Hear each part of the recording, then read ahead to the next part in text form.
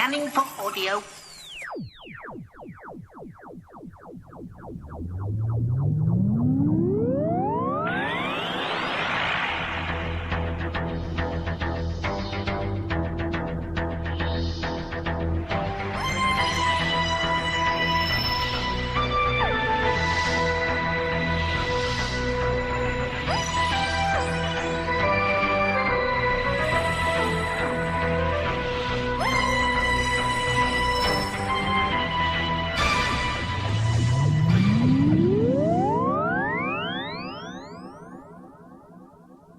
There now follows a short story by me, Michael, host of the Tin Dog Podcast.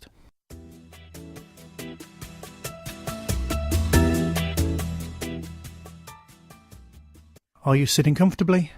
Then I'll begin.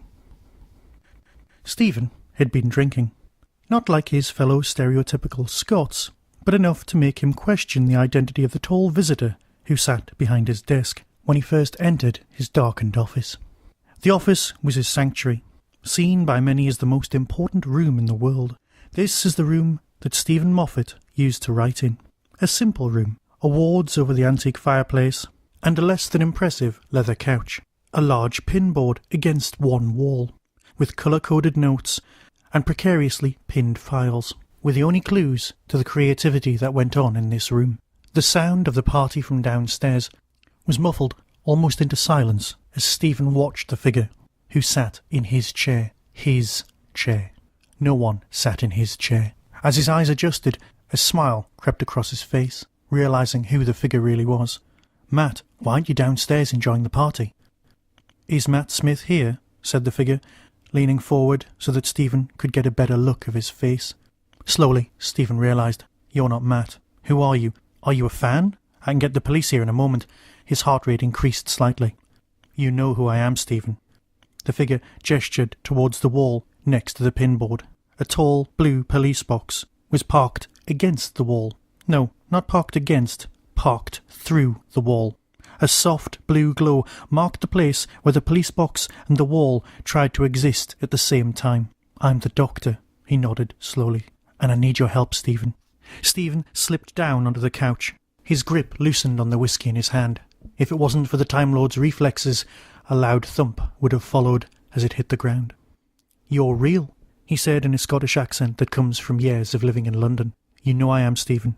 You've always known that I was real, somewhere. In an infinite universe, all variations on life must happen logically. So somewhere you knew I was real, and I've got a TARDIS. I can go anywhere." "Can I have an autograph?" Stephen's inner fan kicked in. The rest of his mind was in denial at the most obvious of evidence. "How can I help you?" said Stephen. The doctor looked grim.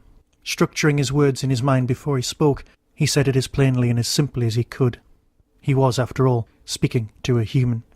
"Everything you write, it happens to me. And I was wondering if you could give me a bit of a holiday. Maybe next year, around November." He looked Stephen straight in the eyes. "You see, to be honest, I've travelled into the future and seen what you have in mind for the 50th anniversary story, and it's just, well..." He trailed off.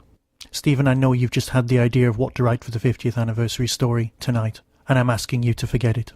I know that 5 minutes ago you had the idea, the one that you'll write for the 50th anniversary, and I'm asking you not to do it.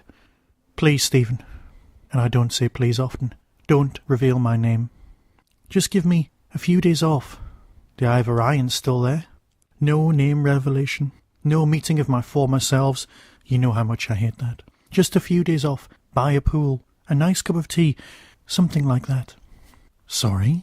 said Stephen, realising that it would be career suicide. The doctor continued, "Whatever you write, regardless of whether it makes sense or not, happens to be what happens to me. So write me a holiday." Stephen stroked his chin. An alarm went off in the TARDIS. Stephen realised it was the cloister bell. Everything he had ever thought was real. "I have to go now, Stephen. Please consider what I'm saying. You're playing with mine and the rest of the universe's lives here. It's too important to waste." Moments later, the blue light on the top of the TARDIS was flashing, and the wall was gradually reappearing as the police box faded out of sight.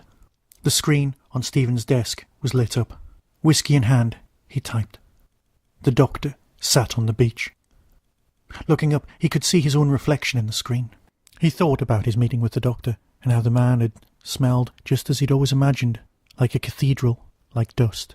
His right hand spread forward, and he hit the delete button repeatedly. New words sprang on the screen. Something dark, something mysterious, something time-lordy. Stephen remembered the tales that Russell had told him the day he left the job. That every so often, a man who looked like the lead actor in Doctor Who would turn up and ask for a favour. Never grant the favour. The audience deserve more. After all, it's only a show.